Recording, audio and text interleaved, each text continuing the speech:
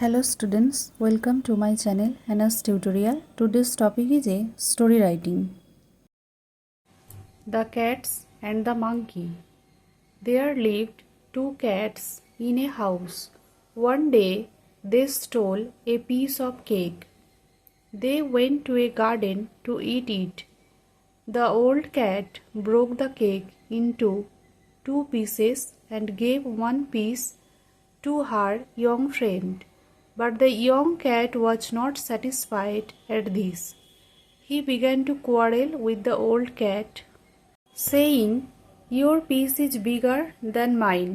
The old cat also said, "No, your piece is bigger." In this way, they fell out with each other. At last, they decided to go to a monkey sitting on a branch of a tree to decide the matter. They asked the monkey to make two equal divisions of the cake. The clever monkey eagerly agreed to keep their request. The monkey took one cake in each hand and said, "This one is bigger than that one." He then beat a part of the bigger piece.